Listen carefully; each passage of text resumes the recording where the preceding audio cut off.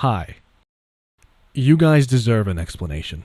Quick warning, I'm gonna get into some personal stuff here, so if you just want to see gameplay or you don't care about me, skip to here.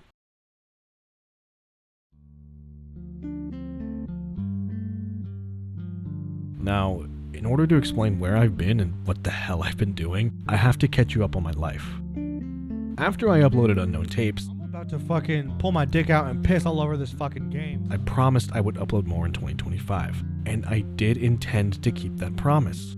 I began work on a huge video, like nothing I've ever done before. I made some good progress, stopped for about a few months, then locked in and wrote about 60 pages worth of script in Google Docs in a few days and edited a good chunk of the video. Then, I stopped. Why?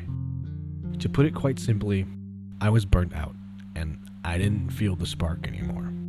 Early November, I got a job at a dessert factory. That took up most of my time, with me making slow progress every few weeks, but the video still felt like a drag. In January, I started my first semester of college, and in March, I got into my first serious relationship. Even though good things were happening to me, the want for content creation just wasn't there anymore.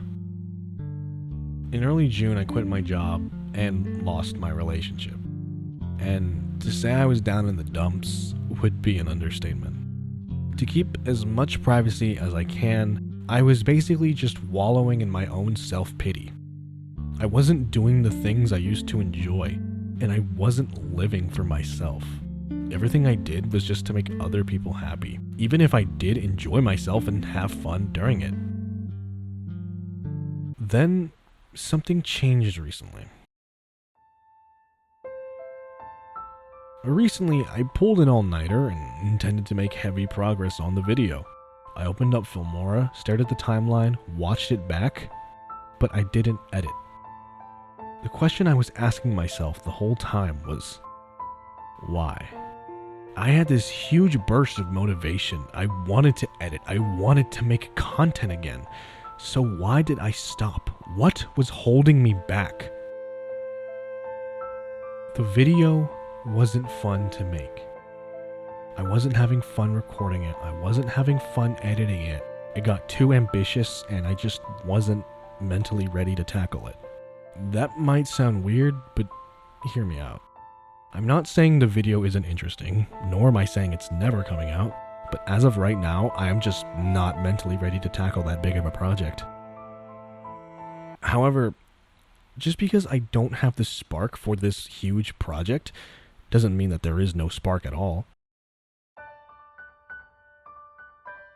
I wanted to record, to edit, to upload. I was literally itching for it. What could I make? My answer finally came to me when I thought about my older videos. I wanted to make smaller content. Videos where I play a game, talk about it, show clips, and dive into the background of the game. What the fuck is that? That type of content is what I really enjoy. During self-imposed moments of isolation, I did a lot of self-reflection and thought about my life in the current moment. I had the motivation, the spark, even the ideas, so why wasn't I doing them? At that moment, I finally decided to start living for myself. Do the things I wanted to do. Get back into my old interest. Make the content I wanted to make, not what I thought other people wanted to see. So for now, please don't expect a big video anytime soon. I'm not abandoning the video nor the idea, but I am putting it on hold for now. I also just want to say thank you to everyone. To my fans, if there is such a thing, thank you for being patient with me and watching my videos. To my friends, thank you for putting up with me and supporting me. You guys mean a lot to me. And if you're a brand new viewer watching this for the first time, thank you for listening to me go on a spiel about my life. I appreciate your viewership. Now, with all that out of the way, Five Nights at Freddy's fan games are something we are all familiar with, whether it's completely new characters, new takes on existing ones, or just plain recolors, the premise mostly remains the same. But you guys already know that, don't you? Hello everybody, my name is Jakub and I am a massive FNaF fan. I'm sure you've heard, but before Markiplier made a video on it.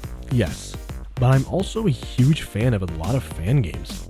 T-Jock, Treasure Island. I even wanted to make Fangames when I was younger. FNaF Fangames were a staple of the series ever since the first game came out, and they started out as simple as the first game. Simple palette swaps, varying environments, and maybe a new mechanic here and there. There wasn't a lot of variation from the original FNaF, but there didn't need to be. Just seeing Mickey or Wario in a FNaF-style game was enough. However, in recent times, FNaF Fangames have evolved beyond belief. Sure, there are still fan games coming out that still stick to the basics, but a majority have branched out and become something more. More and more fan games are coming out that are higher quality, possess extremely different mechanics, and some even qualify for the max mode list, which, if you're not in the know, is a list of the hardest challenges in FNaF fan games. It's actually pretty interesting.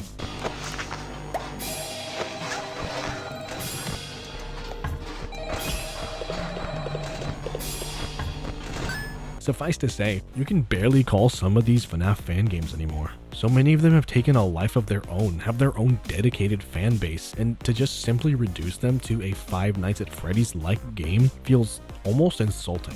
But I digress. There were a lot of fan games I neglected to mention in my last video, for reasons of course, but today I'd like to change that. And with the 12th anniversary having just passed, I thought what better way to celebrate my love for the series than to play some of these amazing fan games on GameJolt. I think it'd also be a nice return to form for the channel. Now, I did set some rules in place. I can't play anything I've either played myself already or that I've watched extensive footage on, so no Chuck E. Cheese's Rebooted, One Night at Flumpty's, or Treasure Island, considering that's the fan game that brought me back into the scene. And on that note, I made a second channel. There's nothing on there yet, but expect a Treasure Island video soon. Can't trick me twice, little boy. Sound like you said you want to see my cock. You will see me stroke my cock. The channel is called Job Off Dirt. Final name pending. Link will be in both the video and the channel description. I scoured, I found, I played. So let's sit back, clock in, and start the first night of our shift.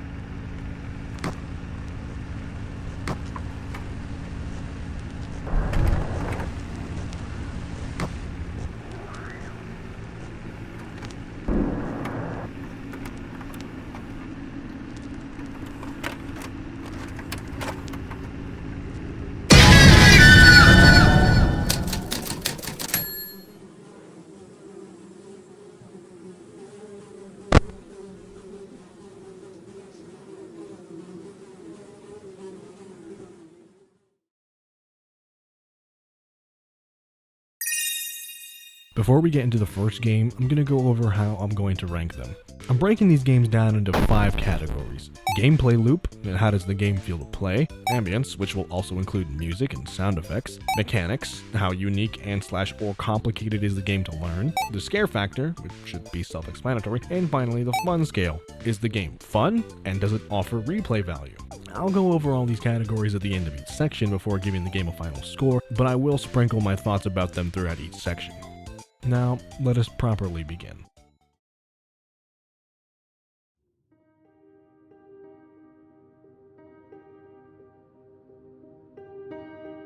A Bite at Freddy's released on October 6, 2023 on both GameJolt and itch.io, and was developed by Kevin Macleod, who developed the Fredbear and Friends games.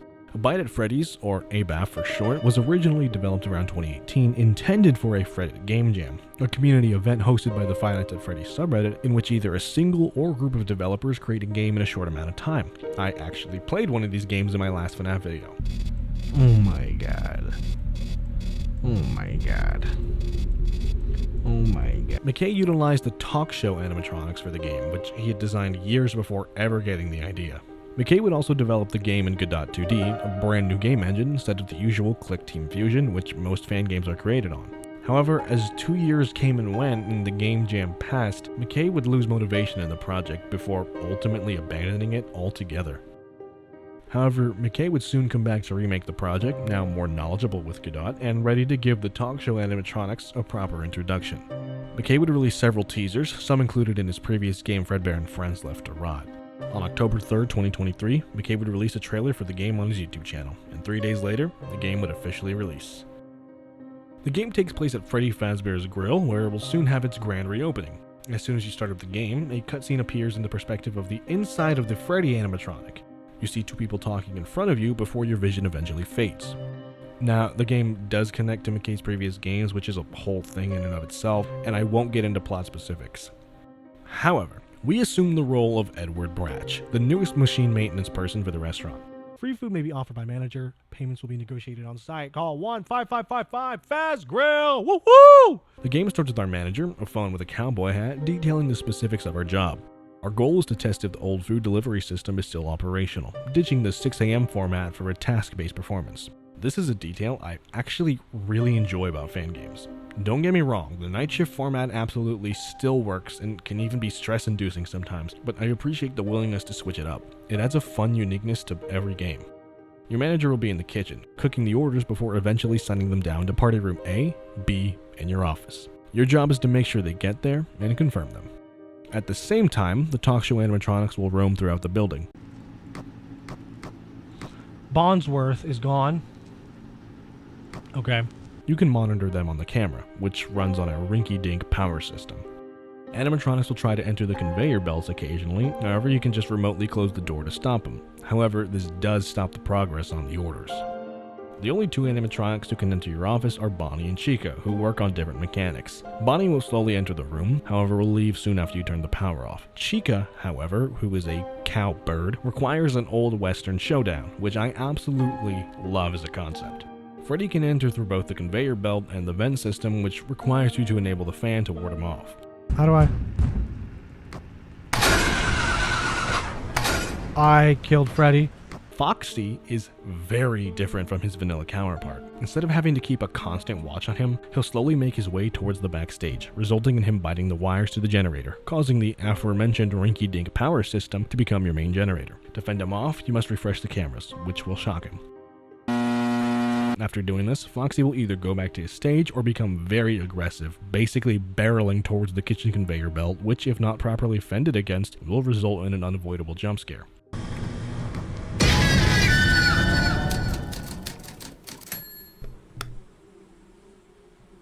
These guys move so fast. This is also a mechanic I actually really like.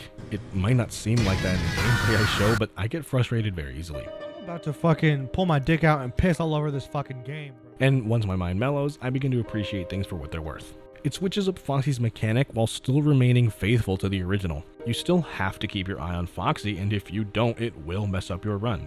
Through the gameplay on screen, there's one thing you may have noticed about the animatronics. They all don't have any legs. This is because they're styled after the portrait and balcony animatronics, which was the style of animatronic utilized by Chuck E. Cheese's Pizza Time Theater in its heyday, or the style of most of the animatronics in Five Nights at Chuck E. Cheese's Rebooted. If you're a big fan of real-world animatronics and their history, like me, then this is a detail you'll appreciate immensely. It adds a nice bit of realism to the game while not trying to be too realistic. After you OK the manager, the night starts. I noticed quickly in my first few moments of gameplay, almost everything is clickable. No.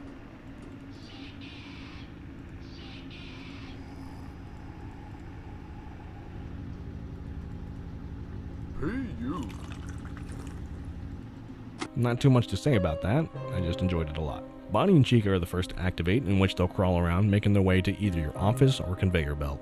This is where my first, very minor issue begins. The camera perspectives are a bit confusing, especially Camo 4.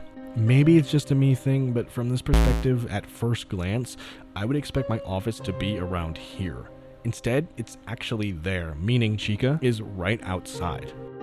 Now, I'm not saying this bumps the game down several pegs, but it was a bit confusing at first. However, I did eventually learn the camera angles, so was there really a point in bringing this up? Who knows? When an order gets to your door, you'll get a notification on the camera system, in which you press confirm order, which will start the next one. After all 3 are done, the first night is completed. Yay. This begins the first post-night minigame. I don't mind these. They break up the gameplay loop and do allow some good downtime. However, some can feel a bit tedious. This one is real simple, however. You just replace a light bulb. There should be a box with a spare bulb in the office somewhere. If you could swap that out for me real quick. Yeah, it's right here. Once you do that, the vent mechanic will activate and is on to the next night. Well, kind of. You see, there aren't nights in the traditional sense. Technically, you could say there are only 2 nights, the main game and the bonus night, but the main game is split into 3 parts, so I'll just refer to them as nights from here on. On night 2, Freddy activates, and Bonnie and Chica become a tad more aggressive, but it's still manageable. While I did die a few times this night, it mostly happened because I wasn't paying proper attention. Okay, Freddy's there. Chica there. Motherfucker. No, I didn't see him. These guys move too fucking fast. Mostly. Keeping track of all 3 can be a tad difficult, and more on that later, but they give you a ton of leeway before they go in for the kill, so I say it makes up for it. Once you confirm the last order, you start the next post-night minigame. In this one, you crawl through the vents, unscrewing faulty screws and replacing them with new ones. While you're doing that, Bonnie will appear, in which you press this lever, which activates, we'll call it a gate. My only gripe with this one is just the fact that you have to be pretty fast with flipping this lever.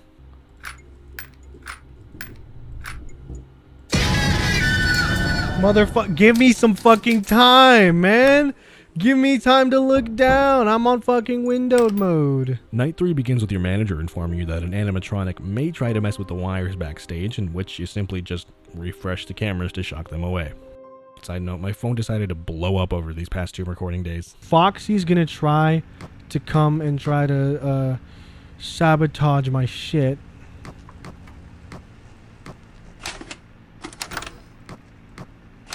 And it's a matter of keeping an eye on the cameras. Sorry, I'm getting so many notifications. I'm popular with the hoes. Just kidding. Nobody wants me. Foxy's stage eventually flips, revealing that instead of a pirate motif, he is now a scientist. A nice change from the usual Foxy design we see. Once Foxy leaves, he'll make his way towards the backstage. And this is where my main criticism of the game begins. The lighting incorporates a lot of browns and reds. This isn't an issue in and of itself. In fact, it's a nice change from the usual blues and purples you see in most FNaF media. However, the character designs also utilize a lot of browns and reds, and it can be kind of hard to see the animatronics on the camera. Bonnie, Chica. Where's Freddy? Where's Freddy? Combine that with how short they are, and it can become very easy to lose an animatronic. Does this make this a bad game? No, of course not. However, it does raise the difficulty a tad bit. However, in regards to that isn't necessarily a bad thing.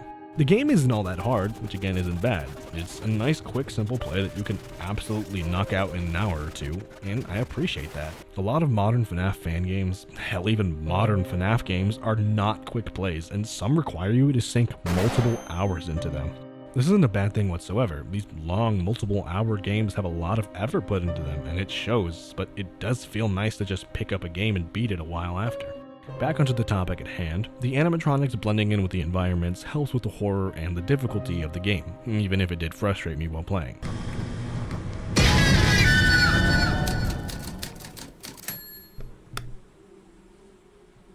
These guys move so fast. And they can fucking jump anywhere, dude.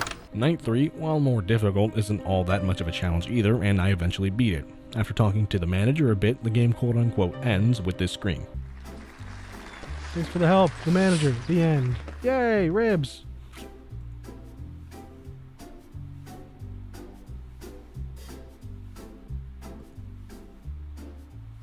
Is that actually it? What the fuck is... Upon beating Night 3, you unlock a bit of the extras menu and the surrogate Night 6 final course. This extra mode increases the difficulty of the characters a lot and also adds a brand new character, Fredbear. Well, actually, Threadbare. Fredbear used to be the main animatronic of the restaurant until The Bite. The Bite?! Yeah. In which a child walked up to the animatronic and took a chunk out of its face. This night, while hard, was still very fun to overcome, and though I found myself a tad frustrated with the difficulty of the animatronics, I was never having a bad time. Fredbear acts as a sort of composite of all the different animatronics, testing your skills and reaction time. He's able to enter the vent, in which you enable the fan. When approaching a conveyor, he'll attempt to jam it, in which you have to turn on the light in your office until the belt unjams itself. And occasionally, he'll just glitch your cameras out, in which you simply just refresh them. After completing the final order, you're treated with a cutscene of Freddy going out the front door of the restaurant before receiving a newspaper that reports of the animatronics now missing.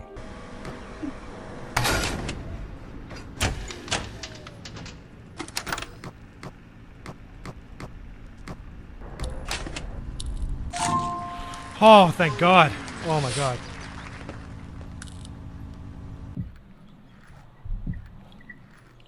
I'm Freddy. Upon the completion of Final Course, you unlock Threadbare in the Extras menu, room renders, posters, development pictures, and the Custom Night, where the final challenge, 520, and full course await.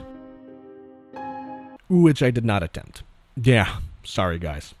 I'm a loser. And that wraps up a bite at Freddy's. I'll circle back to those categories I mentioned at the beginning and go into detail about them. Just remember, I'm not a professional reviewer in any way, and these are all my opinions. For the gameplay loop, I'm going to have to give the game a 7 out of 10 in that regard. Now, before you accuse me of hating the game, that's a pretty good score. The animatronics are added at a good pace, and none of them feel unfair to play against. However, the animatronics do feel like they can straight up teleport from cam to cam, and paired with some of them blending into the environment, you can lose track of an animatronic fairly quickly. For ambience, the game gets a 5 out of 10. If you know me, you know the thing that I value most in a horror game is the ambience. I'll save the specifics for a future video, but just know ambience can make or break a game. And this game has no ambience. No. No. No. No.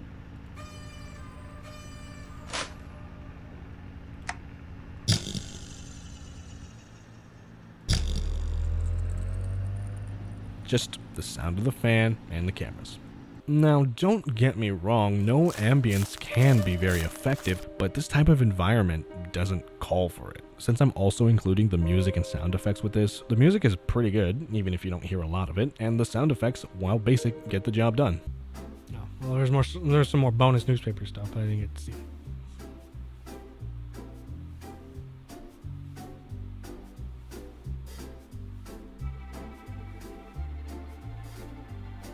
The mechanics are definitely the best part of the game, and for that I'm giving it a 9 out of 10. Each animatronic is unique and has you balance them in a way that feels both fun and fair, which is surprisingly difficult in some of these games. An animatronics mechanic never felt like bullshit, and my death was always my own fault. Fuck. Yeah, I see that now. Okay. It's my fault. For the scare factor, I have to give the game a 3 out of 10. I am a very jumpy person, and horror games, if done well, can transform me into a shivering little puppy.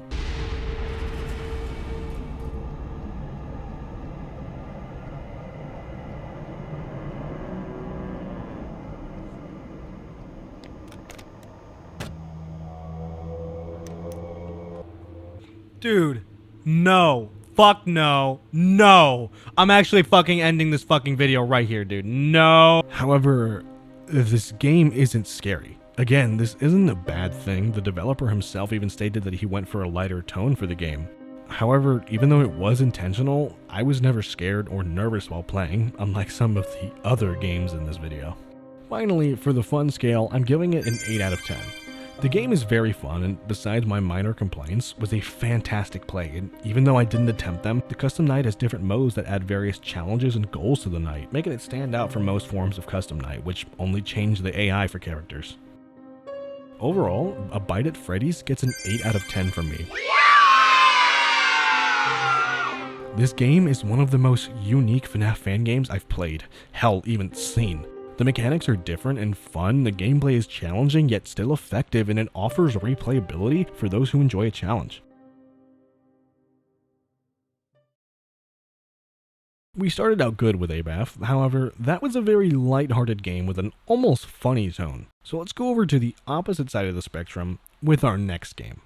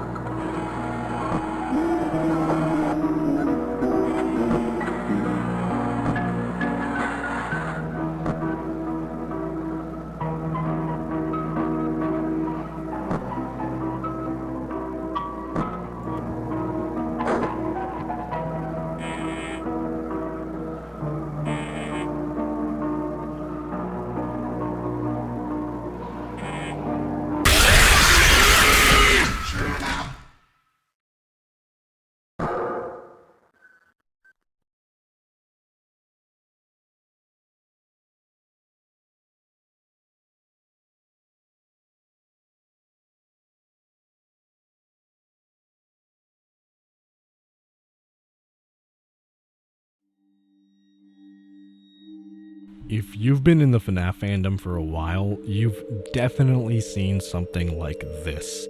But what exactly is this? This is FNaF ransomware, a creepypasta of sorts that has been trending in recent years. They're known for having distorted versions of the animatronics, unnerving sounds, and loud noises.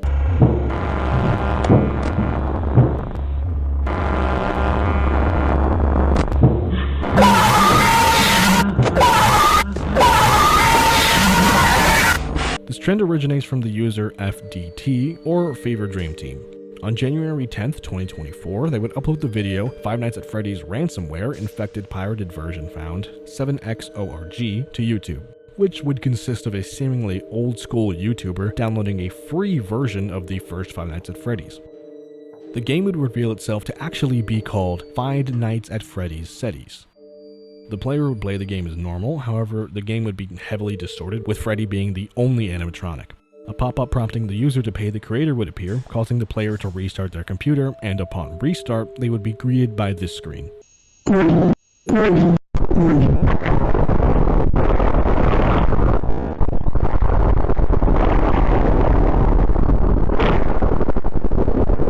This video would inspire others to create their own FNaF ransomware videos, following a similar blueprint. Now, why am I mentioning all of this? Well, that's because our next game, FNaF 1 Remake, borrows its aesthetic and horror from these ransomware videos. FNaF 1 Remake, which will be simply called Remake from here on, was released on April 1st, 2025 on GameJolt and was developed by Marco Antonio. Development for the game began in early 2025, initially only being an inside joke among Antonio's friends on his Twitter. However, around February, he began to start taking it seriously. Antonio would tease the game on its GameJolt page with cryptic messages before finally uploading it on April Fool's Day of 2025. Now, hearing all that, you're probably expecting a joke game with almost no plot. However, it's actually quite the opposite. The game opens very similarly to the first FNaF game, but quickly changes gears. Text from an entity named Buddy begins to appear on the screen, acknowledging how it has been a long time since the first FNaF game released, and how even though we, the fandom, are growing older, we still appreciate the game for the memories it gave us. The nostalgia it makes us feel. Also, the game can just fuck with your window size. But you don't know what I can do. You see, I am in control. What the fuck? Buddy promises us that this game will not only satiate that need for nostalgia, but promises an even better experience. Better than perfection. And so, the game begins. Very quickly, you'll notice the graphics are a little hard to see. This would be an issue, but the game gives you an option to turn it off, so no biggie. At the beginning of each night, Buddy will speak to you shortly before you get into the actual gameplay. The animatronics move at a faster pace than they do in the original game, and very quickly you notice they are very heavily distorted. You'll also notice that there are less cameras, leaving only the important ones you need to check. In lieu of buttons for the doors and lights, you're simply just given a flashlight and a gate you have to manually close, which is actually reminiscent of a ransomware game titled Endless Hell with Freddy. In Russian for some reason. Bonnie, or as he's known in this game, Bonnie with a Y, activates almost instantaneously. Yeah, I fully see him now. Okay. There isn't much to say for this night. Bonnie's the only one active, and he doesn't attack much. You simply just check for him at the door and close it if he's there. The night ends with...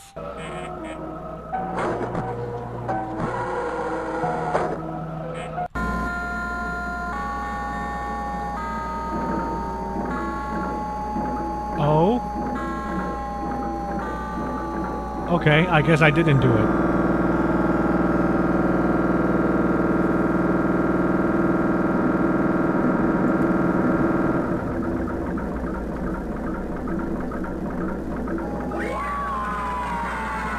I need you back.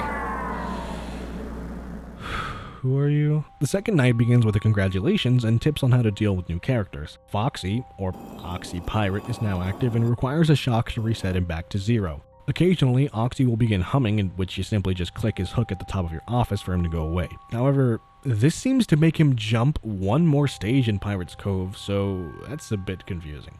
Chick is also active this night, making the night 2 of this game the complete Freddy's package. However, she is easier to deal with than Bonnie, as you can just listen to her audio cue for when she runs up to the door.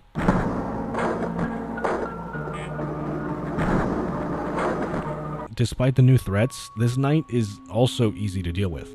This isn't a complaint, far from it actually. It lets you get a feel for the mechanics and also for the slightly increased difficulty. Oxy can be a tad confusing, more on that later, but it's simple to fall into a pattern of what you're supposed to do. But then again, that could just be years of instinct. Night 3 begins, detailing on how to fend off Fun Bear. If you hear him laugh or see he's off the stage, you have to find him on the cams and stare at him, resetting him back to the stage. Occasionally, he can just appear in your office, in which you just stare at him to send him back. The bell rings at 6 AM and you're once again transported. Now, you may have noticed I haven't really talked about the game, and that's because there's not much to talk about. At least not yet. To touch on some beats really quickly, the ambience is pretty good, creating an unnerving but not terrifying atmosphere.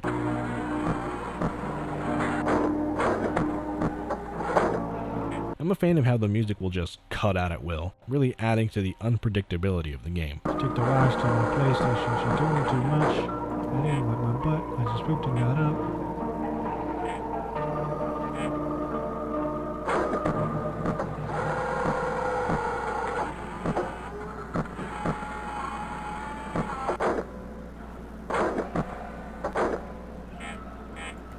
The animatronics themselves are kind of goofy. Listen, I know they're not supposed to be the scariest of all time, but they're not my style of horror, especially when Freddy twitches in the office. Night 4 begins, and this is where my issue started to arise. Clicking on Oxy's hook, like previously said, seems to automatically move him to the next stage, which kind of defeats the purpose of warding him off. Fun Bear also takes forever to deal with. Oxy, seemingly at random, will also just decide to move up a stage.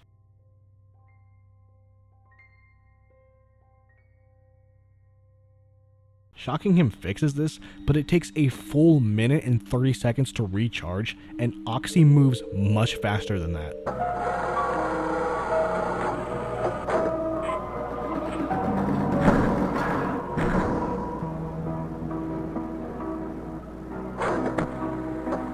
Mother!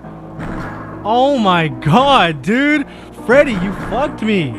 Freddy, you fucked me! Yeah, restart the fucking night, man. Once Oxy is fully out, he doesn't go back to his stage by just arriving at the door. Instead, he'll hold the door open, preventing you from closing it and basically guaranteeing a jump scare from either Bonnie or Chick.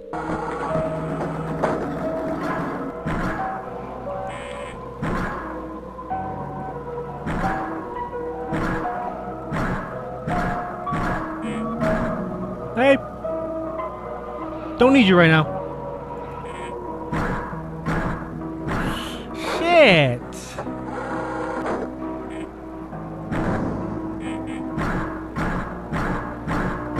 Come on, man. Give me this. Give me this, man. Oh, also the animatronics can switch what side they go to. Close the fucking door, you fucking... Close the door. Wow, okay. The difference in difficulty from night 3 to 4 is immense, and you can feel it. Maybe I'm just a bad player, but I genuinely struggled, and the main source of that was Oxy. He just progressed too fast, and God forbid you get a Fun Bear office spawn while Oxy's on his last stage, because you will not win against the clock. It's definitely my main gripe with this game, and the reason I didn't play the rest of it.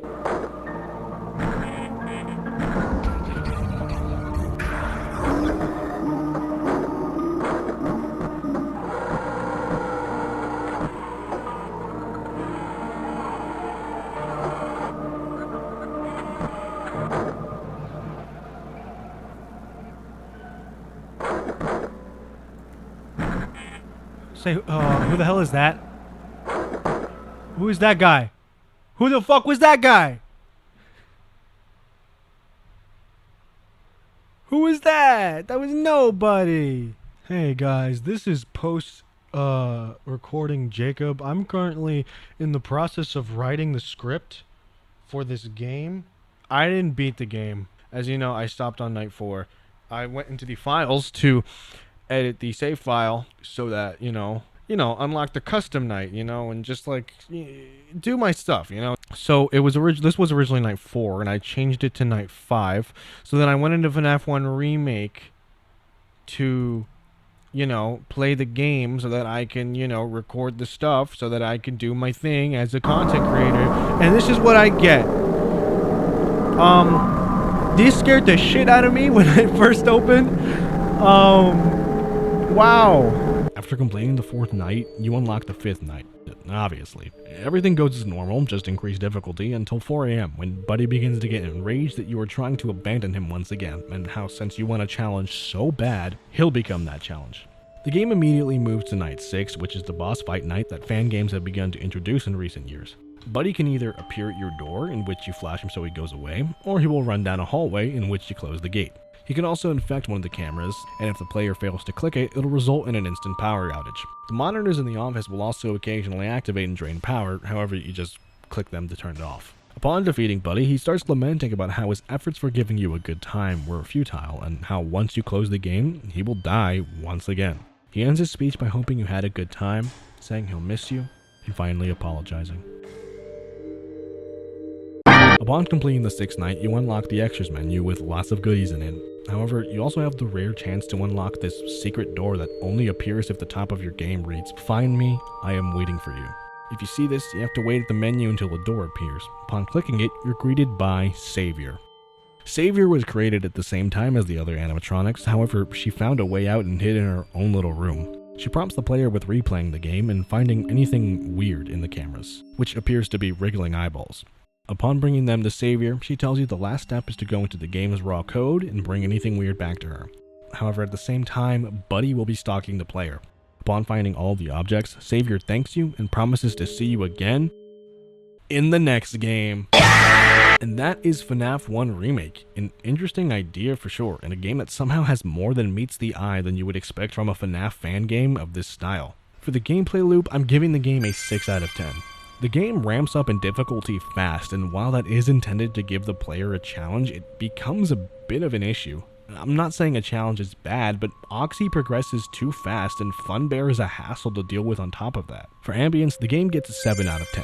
Is the ambience bad? No, not at all. The music is very well done, and I love the sound effects the animatronics make. However, it doesn't create the creepiest atmosphere. Is it unnerving? Yes, but I was never shaking in my boots scared during the game. More on that later. The mechanics are also going to have to get a 7 out of 10 from me. By themselves, none of these mechanics are an issue. However, when you put them together, they can begin to overpower one another. There's also the fact that none of these mechanics are really all that unique. Now, that's not a bad thing. Not every game has to completely switch everything up to be considered good. All of these mechanics can be found in a base FNaF game. For the scare factor, I give the game a solid 7 out of 10. Is the game scary? Not really. Is it unnerving? Yes. However, the designs aren't my idea of scary, and I quickly got used to the horror aesthetic. Finally, for the fun scale, the game gets a 6 out of 10 from me.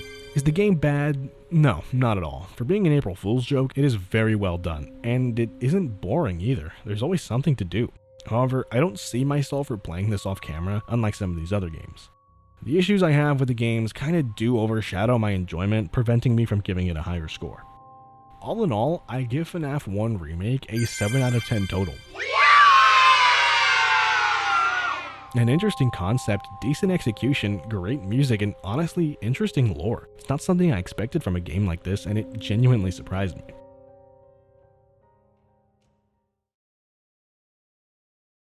Remake provided a great change of tone for Maybaf. It proved that even if not taken seriously, a new kind of horror can really benefit FNaF. However, our next game will test how true that really is.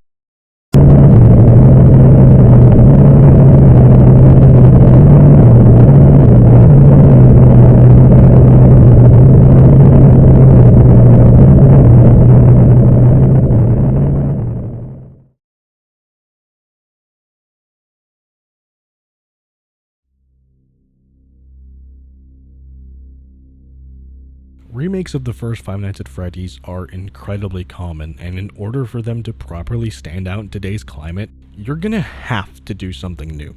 Some are good at this, some aren't, some require a whole video. However, the remake we're looking at today is FNaF Soulless Look. FNaF Soulless Look is just a demo for now, the latest having released 6 months ago, and is being developed by Tem Dementia. Soulless Look is their reimagining of the first game. The game was first announced 2 years ago, near the 10th anniversary of the game. Slowly but surely, the game would be teased until the trailer would be released. The trailer is a remake of the original FNaF trailer, and hey! Wait a second! These animatronics look familiar! So yes, I'm sure if you're aware of the Fazbear Fanverse initiative, you know that these animatronics look eerily close to the ones in FNaF Plus. And if you're not aware, allow Papa Jacob to explain. On August 2nd, 2020, Scott Cawthon announced the Fazbear Fanverse Initiative, a project that would fund and support various fan games, including ports, merch, the whole shebang. The lineup included Five Nights at Candy's 4, Pop Goes Evergreen, The Joy of Creation, One Night at Flumpty's 3, and a brand new reimagining of the first game titled Five Nights at Freddy's Plus, developed by Phil Morg, better known online as FizzNom. Now, say what you want about how the Fanverse initiative has turned out, but back in the day, this was hype. FNaF Plus would reveal several teasers, including official pictures of the animatronics. And from the beginning, it began to face scrutiny. People weren't a fan of how the animatronics did not look like they belonged at a children's pizza restaurant. Most people's complaints were how the original did its job by being both eerie and looking like actual animatronics. For the most part. FizzNom himself would also be under seemingly constant fire due to finding himself in tons of controversy. Now, this isn't a video about FizzNom, and I will not be sharing my opinions about him. On August 4th, 2023, a few days after finding himself in a controversy, he announced that he had been terminated from the Fanverse initiative, and Five Nights at Freddy's Plus was no longer in development. The Steam page for the game would soon be taken down, and Phil would remove all the videos and posts of the game. Since the moment the game was cancelled, recreations have sprung up. Most infamously is FNaF Plus Restored, developed by Lost Paul Blaze. The game, while actually having been developed before FNaF Plus was cancelled, faced heavy controversy for a multitude of reasons, mainly breaking copyright laws, causing a virus to spread over GameJolt, and utilizing an AI voice of Scott Cawthon as the phone guy, which prompted Scott himself to respond. Hello? Hello? Well, welcome to Freddy Fazbear's Pizza. I know it won't be an easy job, although this must be a real treasure for you. With all that out of the way, I'm not saying Soulless Look is a recreation of FNaF Plus, but I'm saying the similarities are there. Especially with the redesigns.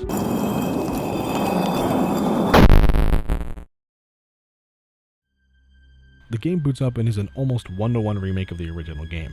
200 a week! Wow, what a deal! Not a bad thing, I guess, but due to the game being a reimagining, I guess I would expect something more. A minor nitpick, I guess. Instead of being greeted to a phone call, you instead are the phone guy. That's a nice change, and due to this change, your main task is to record the calls for the next week. I like this. It changes the format from survive until 6 a.m. to, wait.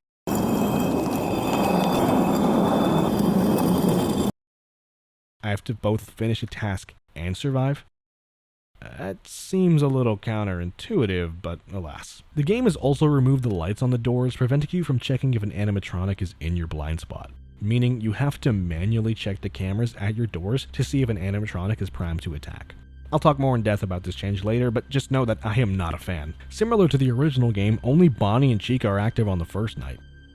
A neat detail I like about the game is the movement of the animatronics. No, not their travel path, but how when looking at an animatronic in certain cams, the animatronic will move. I'm clicking.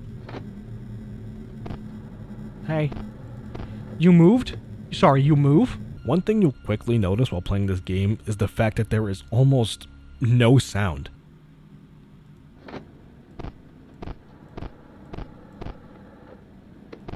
Okay. Now you might think that this is a bad thing. No ambience means no scares, right?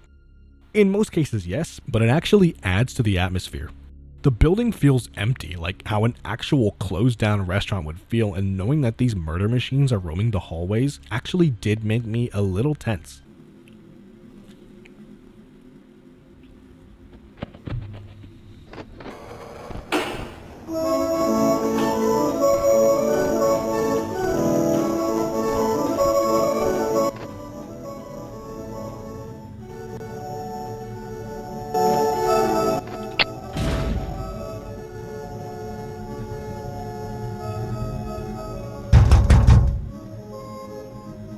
Also, did I say only Bonnie and Chica are active?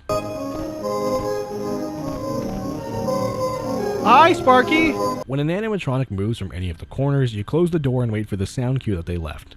The game also has some hallucinations through the night, similar to the original game. However, unlike the original game, they happen in the very first night. This is a detail I actually don't like. The hallucinations happen, at least in lore, due to the stress and paranoia of dealing with the animatronics. Seeing them as soon as you start your shift doesn't work well with me, and from a gameplay standpoint, it just causes unnecessary stress. And you could argue that's the point, but I disagree. You should not want the player to stress the very first night. It doesn't make your game challenging, it just makes it a pain. Upon beating the night, you're sent back to the menu and you can start night 2. On this night, 2 new animatronics are active. Foxy is active, and similar to his vanilla counterpart, you have to watch him on cams to keep him at bay. If he leaves, an icon will appear on either hallway, alerting you which direction he's coming from. A surprise animatronic is also in the vents, and if he gets through, he'll chew on the wires to the generator. To prevent this, you have to close the vent when you hear him enter. Want to take a wild guess as to who this is? Just as a recap, it is the second night, and you have 3 different mechanics to balance alongside having to keep your eyes off of the cameras to record the phone calls. And that's not even mentioning how aggressive Foxy is. In this clip, I literally look at Foxy, switch cams, switch back, and he is already tweaking like an analog horror character. Not to mention, I literally missed the vent sound cue because I was distracted by Foxy and the circus theme that randomly played. Bonnie, Chica's in the kitchen, Foxy is out. I looked at him for like...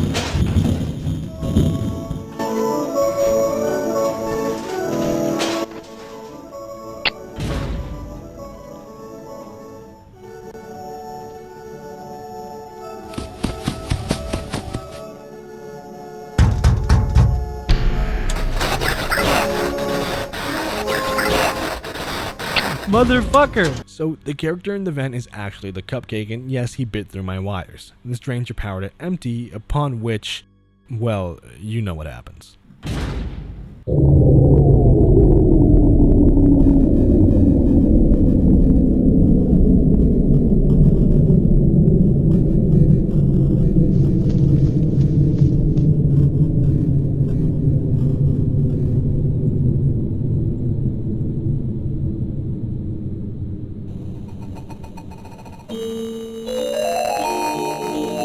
Oh my fucking god. Oh. Hi there.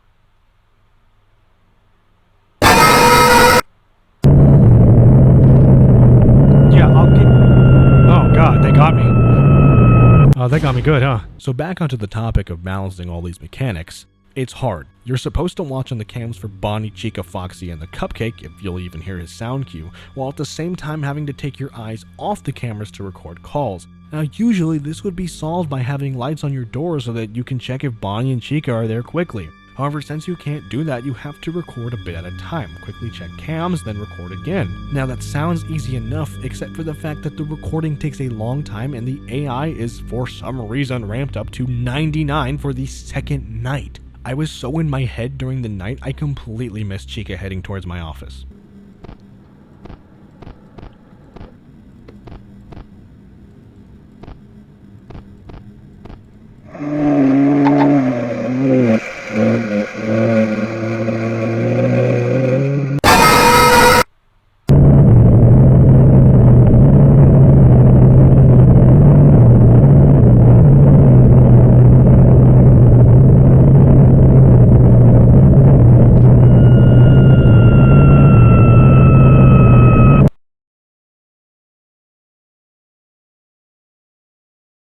There is a night 3 which introduces Sparky and a mango looking character named Mango, but I'm not going to go into detail about that. That concludes FNaF Soulless Look.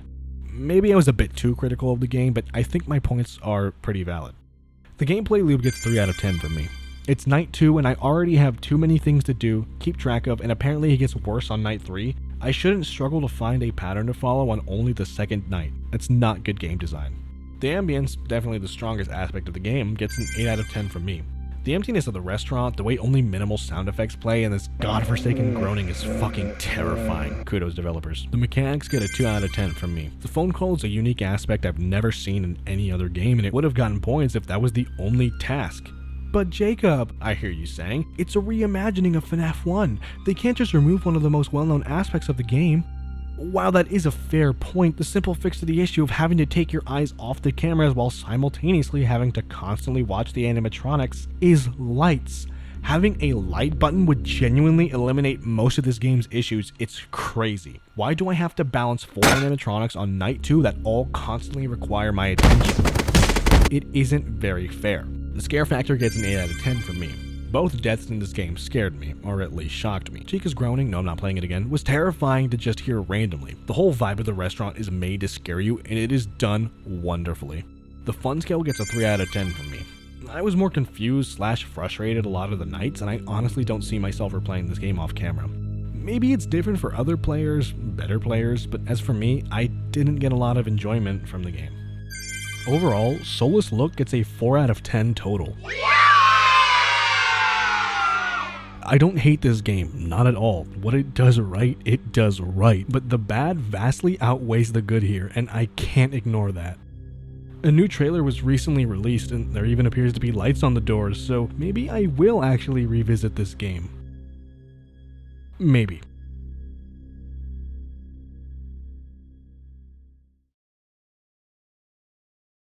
Wow, would you look at the length of this video? We're coming up on 55 minutes, and I still have 9 more games to talk about. How do I fix that? Guess you'll have to tune in next week to hear me talk about the next batch of games.